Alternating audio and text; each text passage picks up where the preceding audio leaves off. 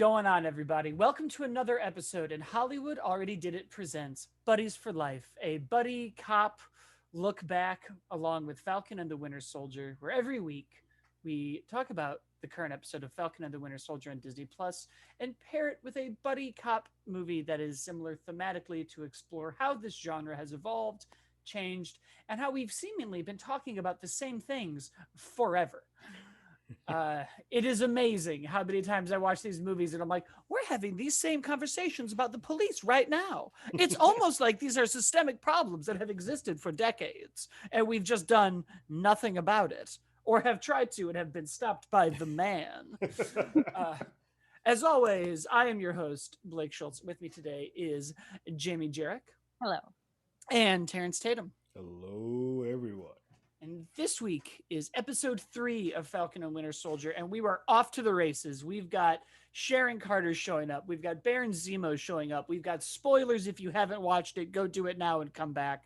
We've got John Wick style action. We've got Madripoor. We have a very small X that I'm told is just a stop sign in different countries, but might be an X-Men reference. It's not, but it's fun to pretend. It's fun.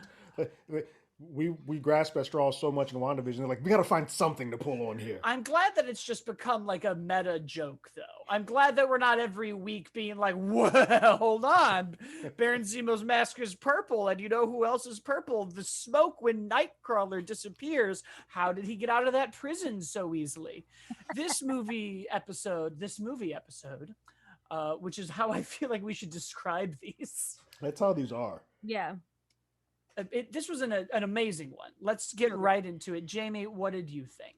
Loved it. Definitely the best one so far. It was so fun. It was funny. The action was good. It was so great to see Sharon be actually cool and bitter. I love that she was a bitter bitch about everything. Zemo, what a delight. I'm so happy. He's just like, we're just getting like fun, used to be a villain. Now we're just like a kooky sidekick. Yeah, I really really enjoyed this episode. I really dig when movies or shows take villains of people that were like we hated and then like sort of turn them on their head. Like, yeah, we still know that they're a bad person. Like, I love that Sam still actively remembers. Like, hey, we should still hate this dude. He did blow up King T'Chaka. Like, let's remember what this guy is all about. But as you go along with him, it's like he is sort of like the fun guy of this trio now. And like that gif of him sort of dancing is always like now the meme of the year right now. It's going pretty hard. So it's cool to see sort of add layers because we would have gotten this in film form. Just add some layers and see that he is also smart, cunning, and having fun because he's clearly knows what he's doing. And he seems to be a one step ahead of the boys, but that's okay because like we're like, all right, we're having fun with them. Sharon, like I agree. I love that she was just an angry, like upset. Like, you guys left me, and I was fucked because of you guys.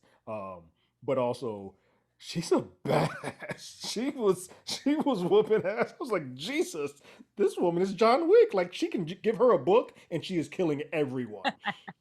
Well, and I think it's interesting that we're having both of these characters introduced and answering some even like post Civil War questions because the Sharon Carter of it all was always a big, well, where's this character and what happened and why isn't she with them when they all show up in Infinity War? And we sort of are seeing that everyone got different repercussions. And I think when you see the systemic problems that Civil War addresses, Infinity War gets into, an Endgame talks about, of the country not having the Avengers back, or well, we just called them criminals because you've decided to call them that, General. We then kind of get to Sharon, who sort of makes this point of, well, you guys at least had the Avengers. I had nothing.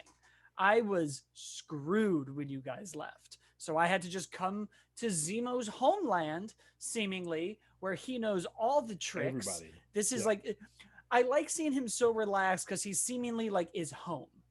You get the sense that we're now on his turf, playing by his rules. But even getting to that moment, these prison break scenes, him trying to break Bucky, this kind of idea that he's reminding him eventually you're going to have to be the Winter Soldier again. To get through what we're going through, you're going to have to be that guy. I know that you're done and the words don't work anymore, but We got to turn that switch on. And I Just to think see him stare at him when he first sees him is like, oh no, it's still in there. Like I still see a bit of it. that's very important because as we make Zemo less of a villain and more of like an understood character who had evil motives, we can't neglect who Bucky Barnes was. And one of my favorite quieter moments in Civil War is when Cap is sort of trying to forgive Bucky. He's like, "Well, it wasn't you, it was Hydra." Yeah, I still did it though. Like, we can't fully forgive him if we don't start the process of forgiving Zemo, who had a better reason than just being like the terrorist gun for Hydra.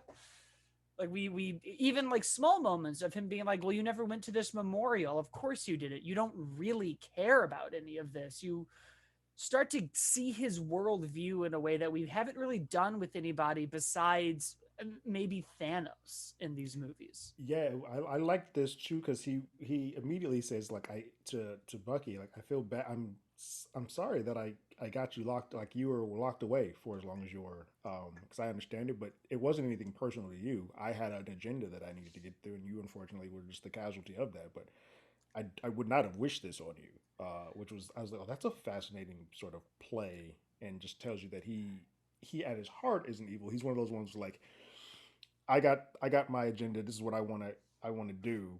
Be damned if who I kind of like burn as I get It to that connects point. to what he says to T'Challa in Civil War. He apologizes for his dad dying and says he has this beautiful, amazing son and has this very real moment. And what we're forgetting is that this was a character who did his mission and tried to kill himself. So everything else for him now is bonus mode. Yeah. There is nothing left besides whatever this mission is. And I love seeing Sharon. I loved that chip on her shoulder. We're starting to kind of get into these ideas of screw what Captain America and Steve Rogers was, but what this shield means and this hunk of metal. And we're putting so much weight in this. And I think you're starting to see that symbol erode when we get to like John Walker in the very beginning of the episode Oh, I getting love. spit on. And then he's like, "Do you know who I am?" And for that guy, he's like, "It doesn't. I don't care. Like I don't care." No, it really is showing you anybody can put a 23 on a jersey, but it doesn't make Right. you Michael Jordan. Yeah. You're Exactly. not the Steve Rogers. So I don't. You are irrelevant to me. This logo means nothing to me, and I will spit on you because that's what I think of this.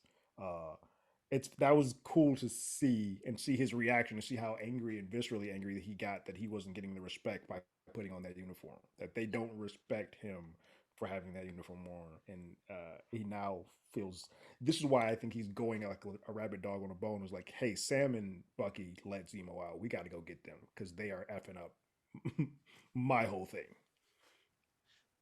Which is, I Yeah, guess, Jamie. I was gonna say, yeah, I think that by the end he's gonna snap. He's, I think he's gonna take this super soldier serum, and then I don't think he's gonna survive. But I we'll. do too because I think I love the fact that they've sort of put in that the serum has been manufactured and restructured so that you don't get super buff. We can now make just regular as people super powered. I was like, oh, that's so now I've made it so that this formula is now you can look like an everyday We person, don't but you have to don't have have the the powers actors everybody. go to the gym as You much. don't That's what you they're don't have to work out saying. anymore. Robert Pattinson would be in hog heaven. You know, Chris Evans just kept talking about this diet and this workout in every interview for Age of Ultron. We gotta Yeah. we gotta figure out a narrative reason. I'd be so pissed. You tell me I don't have to do 900 crunches a I've day? been You could have eating just been tree like, bark and just doing sit-ups all day. What are you talking about? oh, the lean salmon I've had to have and these pull-ups. You're telling me now there's a narrative device that's just like, you're strong. Congrats. The Like, audacity. damn it. Um, and I mean, I knew it. I'm glad that they brought it back because I knew it had to, especially since Bucky spent so much time there. But spoilers, my hat. Um, I knew that if anyone was going to have an issue with Zemo being back out, it would be the Wakandians. Like I just felt like they would have something. So to see to see AO at the end and then hear that. When I heard that theme, I threw my remote. I was like, shit, yes. The musical callbacks in this episode, Zemo in Civil War, the Black Panther theme coming up, just ooh, I don't want to hear any more of this nonsense that Marvel doesn't have like good quality music in it that was going around during, I think, like Infinity War, Age of Ultron, where they're they like, just "Go don't ahead, have the a theme." classic score like Yeah. everything else. First of all, you're comparing that to like 3 other franchises. Bond, Star Wars, and Jaws and Halloween have the best. Yeah. But like you can't, ooh, that evoked so much in me. Indeed. It was like hearing Semi Charmed Life again after 20 years. And you're just like, oh, I didn't know this was about sex and drugs, but I still do enjoy it. Yeah. Which I have to assume both of these themes are also. But yeah, we got a lot of great setup for where we're going. We dug into a lot more of Sam on the plane and all of his reasons. Every episode is just adding layers and layers. And what I'm really appreciating is all 4 people on the board have very different reasons to be frustrated about the Shield, about the post in the game world. No one really feels the same. And I think that's very impressive for a show to do. And I think it's what you miss in big tentpole movies a lot. It's very easy, even in an Infinity War and Endgame and Ultron, even the first Avengers, to just kind of be like, they have their differences and they're going to fight. But in the end, they've all got to go fight the big bad guy. But like the only real difference is that they're just kind of squabbling, where this is really like everyone has a different worldview and a different approach to it and a different life experience. And one of my favorite jokes of him telling Bucky about the masterpiece and Sam's response to this white man. He's like, that's very problematic, but yes, he is correct. This is a fantastic piece of work. I felt very seen in that moment where I was like, damn it, I do talk about hip hop a lot. And I'm like, no, but this is really what was going on in the 90s. And Terrence is always like, you gotta stop. You're not wrong, but this is why we gave you Eminem. You can talk about him. I was like, oh, I've been here. I know this scene. I also really like that Zemo calls him James. There's something just so, because I wanted John Walker too, because he's got that whole moment where he says like, you can call me Bucky, Sam. Steve called me Buck. We're not doing that. So when John Walker called him Bucky, I was like, oh, I want them to not say it, but he should be calling him James because he's even like further away. Right. Having Zemo do it has this weird Silence of the Lambs. It feels Bondian, like a Bond villain type of thing, where you're like, James, I'm not calling you by your nickname. I am referring to you by your formal government name, James. There's also something like sensual about that. Like I don't know. I feel like sometimes in couples, when somebody, like, if there's a Jim, but like their partner will call them James all the time. Like I feel like that's common. And I don't know. There's like when he said James, I like felt it. I was like, yeah. Yeah, I think I just like take everything and make it sexual. They are, and I don't think any of these characters are going to have a coming out story on top of everything else that's happening. But you could cut that tension with a knife. When the 3 of them on that plane, I was like, oh, this is fun. Like these guys are having a ball, and I know for a fact I feel like Bucky would have understood it, but like when the butler is like, this is good, but give them, and then he's like, give them the cheap-ish or the bad stuff in another language. I feel like Bucky understood that. Sam probably did not, but it was just weird to me that like no one, I know Bucky was aware of what was being said, and it was like, all right, I'm gonna let that. Yeah, I feel like we keep teasing the audience a bit, being like, they might smooch. Yeah. They might. They're rolling around in that grass like Padme and Anakin. And Sam's wearing this 3-piece like colorful bright pimp suit that he's got on. Even Zemo like calling out American culture's problematic attitude towards like African American culture when Sam's like, I look like a pimp, and he's like only in North America does a well-dressed African American come off as a pimp. I was like, Zemo is woke as hell. Zemo's in there listening. Is like, no, that is a good piece of African American literature. I love this music. He's just all into everything. Zemo is well traveled. I mean, they did look dope. I was like, Terrence, how do we get those costumes for Halloween? I want that suit. I want Zemo's jacket. Oh, that jacket was dope as hell. Yeah. I also want Sharon's like one piece blue like kind of suit thing she was wearing. She was rocking that. Some good fashion this week. Yeah. Everyone's like very attractive. Yeah, there are 4 good-looking people on screen. Somebody was just like, we got to deal with some pretty intense themes, but we should also make them irresistible.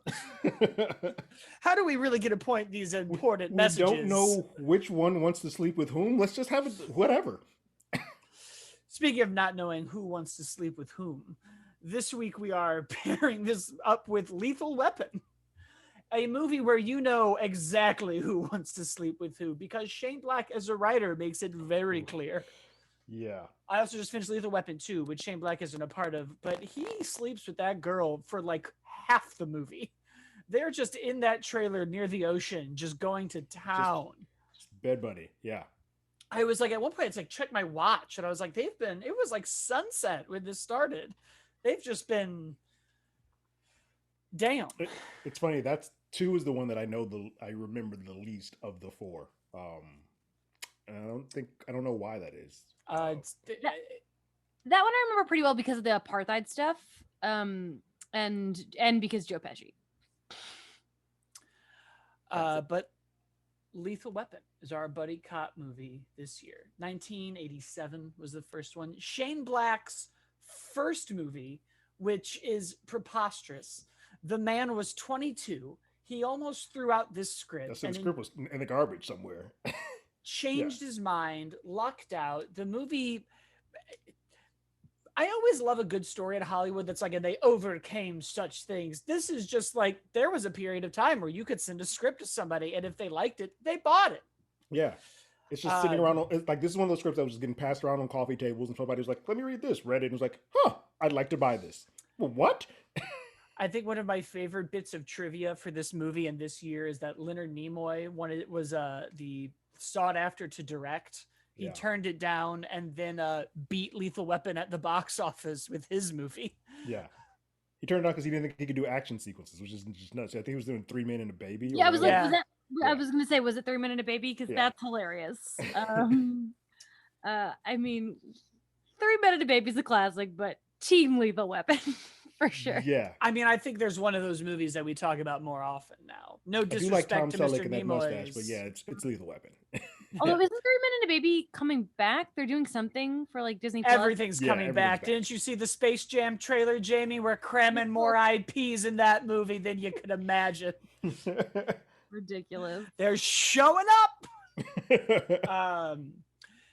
The movie had to teach these actors 5 different martial arts styles for the action sequences. He took a tired genre, which is very weird as we talk about the evolution of this genre that we get here. And it's like people were kind of burnt. But by infusing intense action, fun comedy, darker themes, noir ideas, this notion of suicide and mental health, and then infusing that with comedic moments, set it apart from everything else. It goes on to make almost $120 million worldwide, spawns 3 sequels. This talked about 5th one forever. It inspires every action movie from it, draws from this movie. What do you guys think about Lethal Weapon? I mean, it's one of my favorite movies. I love Lethal Weapon. I'm a sucker for any action movie that takes place at Christmas time. I mean, I don't love it as much as I love Die Hard, but it's in that same, vein. And I watched it today for the millionth time, and it's just fun. I mean, we're talking about how 48 Hours is considered a comedy, and even though this movie is still on the grittier side, especially compared to all the sequels, it's still so much funnier than 48 Hours. There are so many comedic moments, and even though Mel Gibson is a problematic man in real life, you can't help but be captivated by him in this movie. He's unnecessarily charismatic.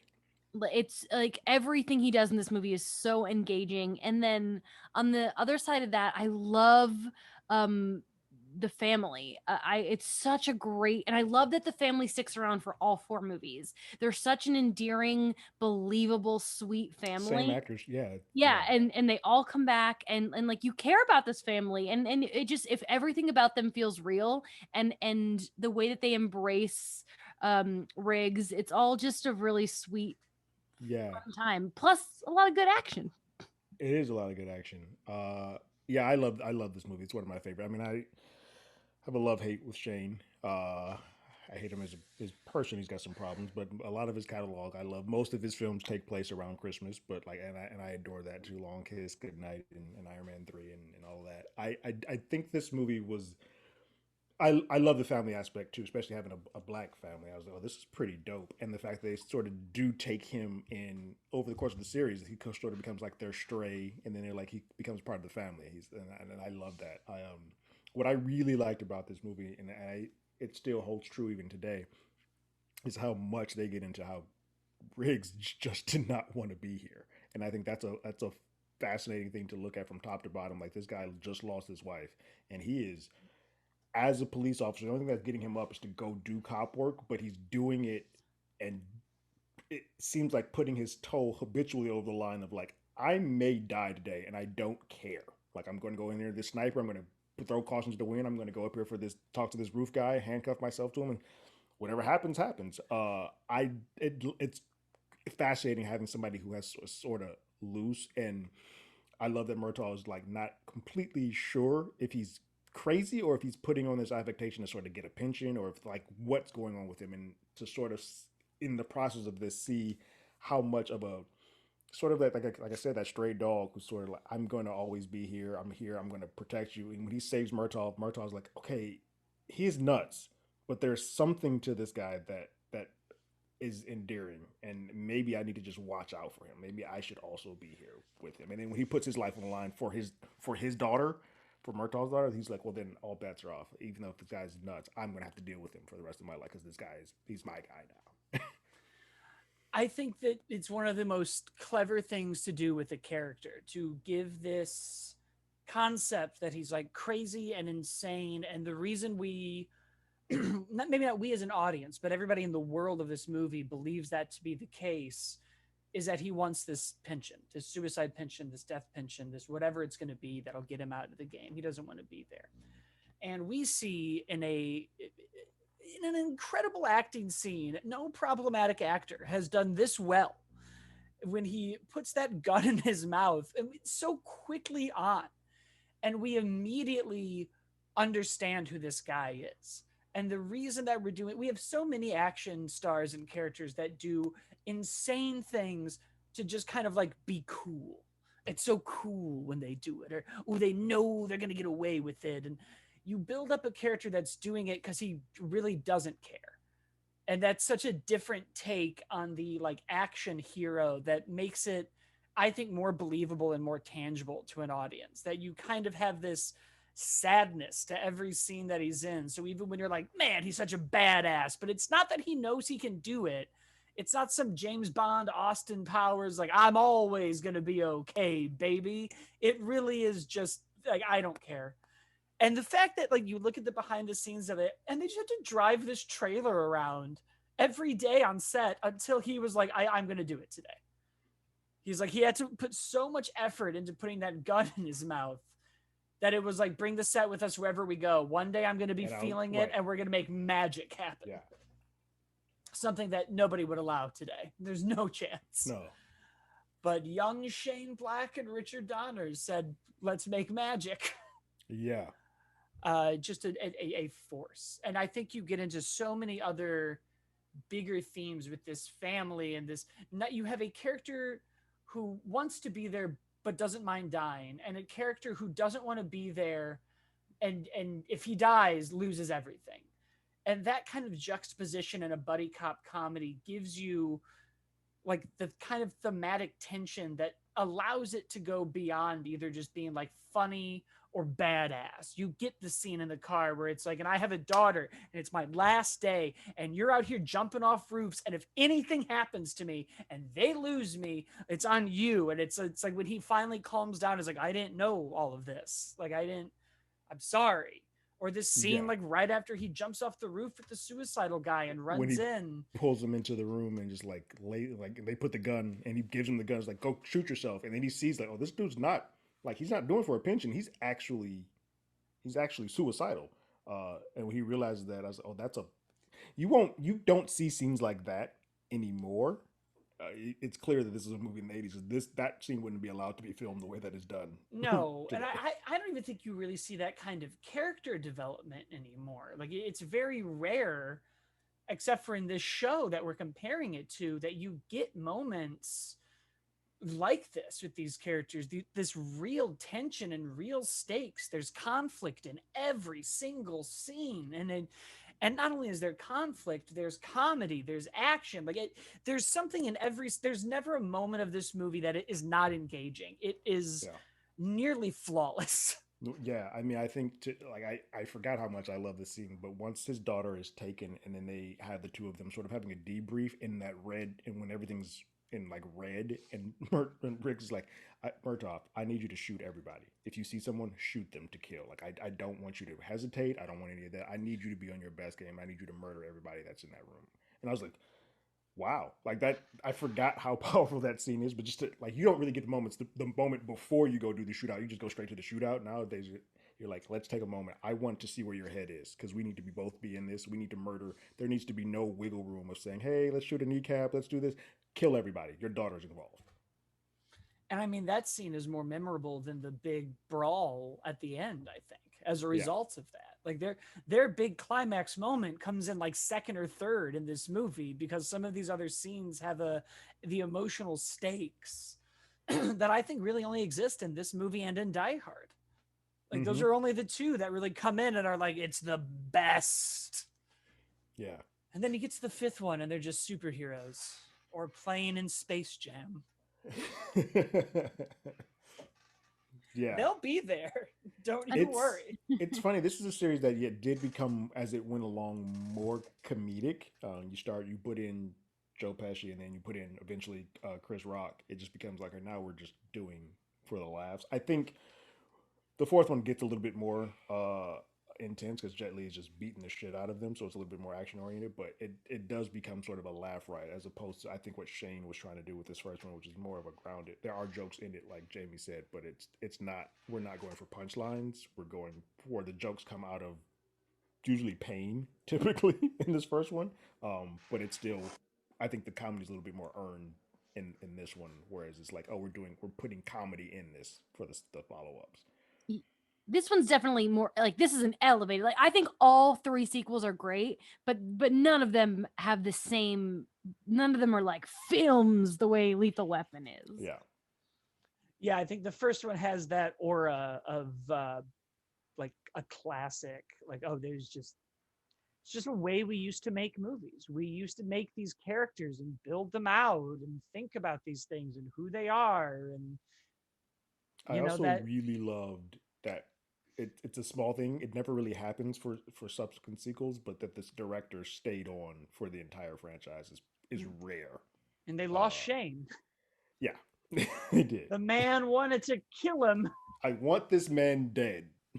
I mean, look, if he Which gets his fifth movie, why wouldn't we do that? I Yeah, mean, seriously. you got to But do I like also feel like I mean, I'm glad they didn't kill Riggs. The movie. I don't think the movie would have been the iconic staying power that it has today because there is too much like charm and fun in that movie to have it end so.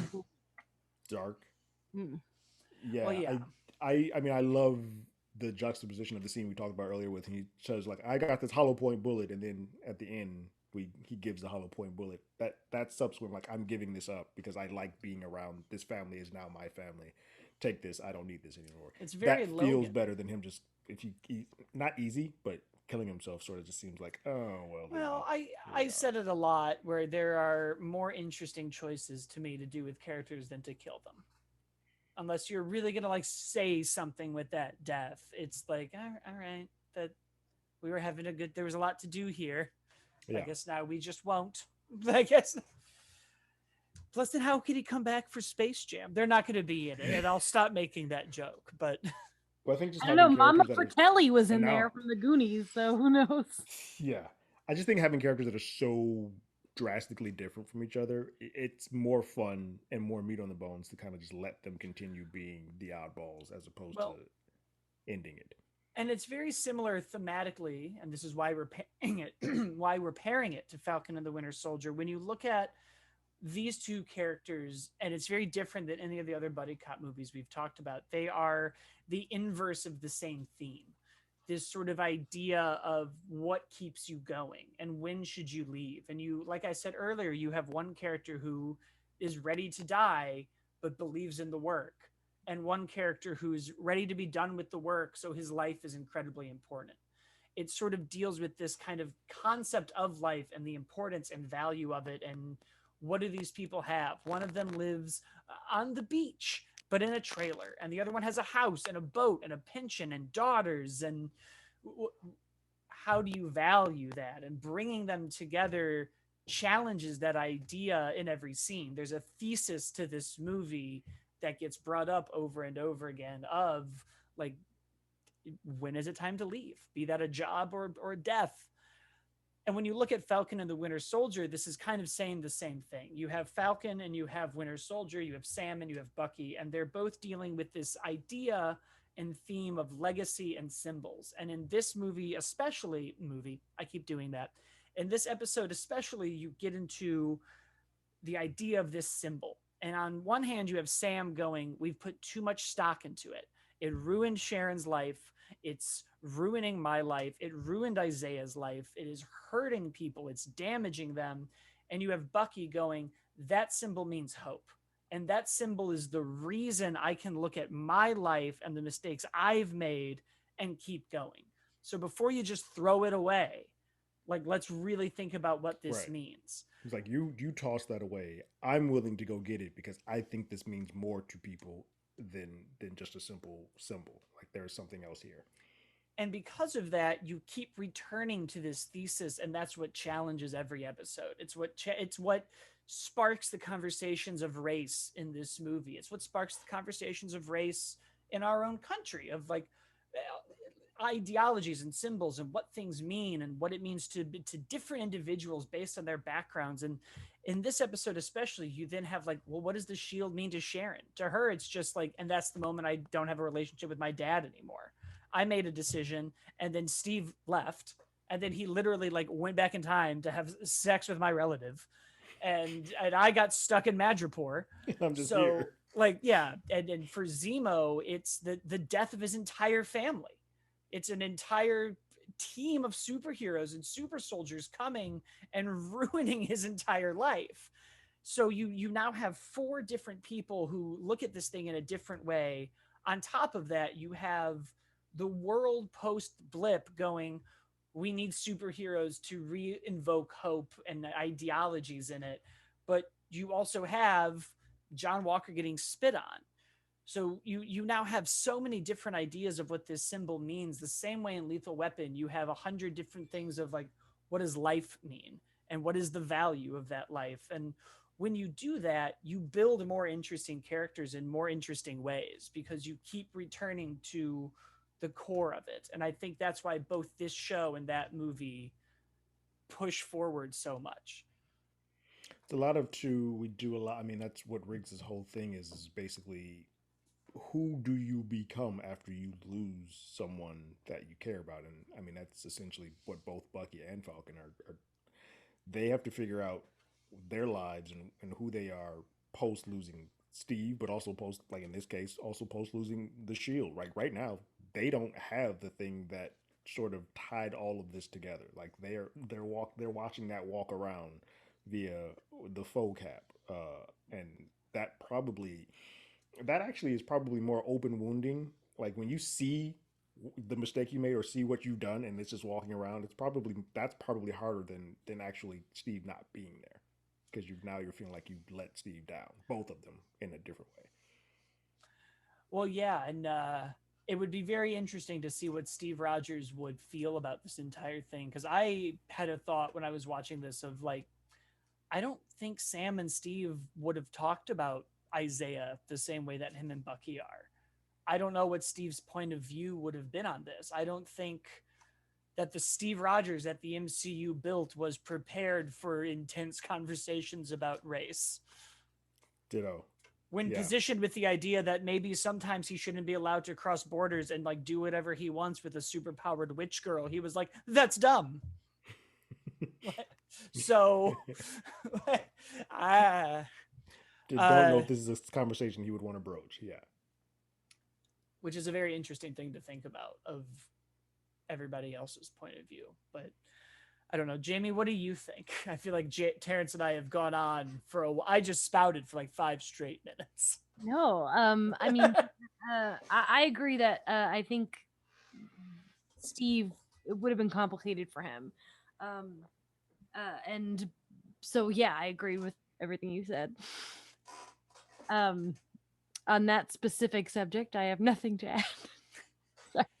It's funny because I do think that the Isaiah, I think the Isaiah stuff's going to play in as this continues on. I do hope that we get some type of resolution for him. And I know that there were rumors. I doubt it because he's knocked it, because Kevin Feige has knocked it down. But I do know that there were rumors that Evans was doing something back as Cap. I would hope that it's in this, even if it's just to have a conversation as Steve out of uniform with as old man Steve, with Bradley, just to have a conversation like, I didn't know, like something like that to resolve. I'd like to find out like where old man Steve is, because they haven't confirmed that he's dead. Although in Spider-Man he was in the in memoriam, but that's also 8 months later. So I think they would think, and I also think, but that's true. I feel like that school thing was more of kids saying that we don't see Cap anymore, so we've just assumed that Steve Rogers is dead, and like they would he's outside dead. of Spidey, we would see old man Spidey. Old man Cap. I can't imagine, because he was quite old. I can't imagine that they would have started any of this without him being dead. I can't imagine that the government would have started. I don't even think Sam would have given away the shield until he died. But it's only been like a couple weeks since he was on that bench in Endgame. Did he just like walk into the ocean and die? I think it's been a few months, hasn't it? I think it's only a few weeks after. They haven't specifically said, but either way, it's very close. So like he would have just died if he did die. I think there's a reason they haven't specified. I think that has to be brought up eventually. Yeah, and the fact that like neither of the boys, considering they were some of the last folks to have seen him, have brought it up is interesting as well. Like they're like, we're going to go to Bradley, but if Steve is still on the board, wouldn't you talk to him too? That's why I'm like or maybe he just went back. Maybe he just dropped off the shield and went back to Peggy's world. Yeah. But I do hope there's some resolution to it. It could be as simple as them going to a grave. Because I think that's going to be a big question. Or he'll show up at the end and he'll say something to John. It might be a John Walker scene. It might be a weird scene where he sits down with him and is like, look, there's just pressure that comes with this. And you're not up to it. But it doesn't mean you're a bad soldier. Like, go be the U.S. agent and join the West Coast Avengers. Because they're coming. I don't know. But there is a lot else. Both the show and Lethal Weapon are also dealing with mental health in a way that a lot of the rest of that genre didn't. You're seeing the evolution of genres. We're up to like John Wick type action. There's some more noir. We have a whole prison breakout sequence.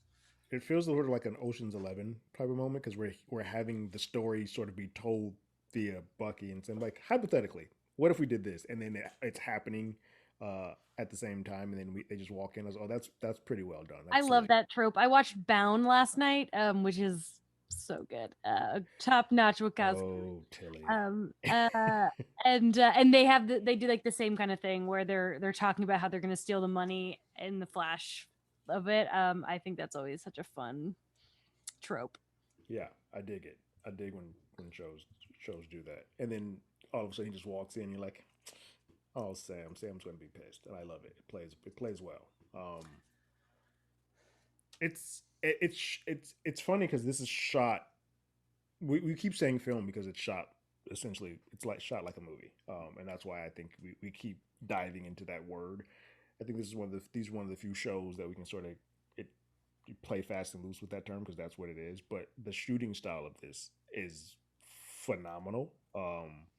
It feels like it's doing some of the old school tropes. Like I watched Godzilla and Kong, and like when they went to the Merjong and like we're all in that, where I was like, this is very neon lighting. I've seen something similar to this recently. This is stunning to look at. Madripoor is very Blade Madripoor is Runner. Yeah, I was like, I want to go to Madripoor. Yeah, I want to hang out there right now.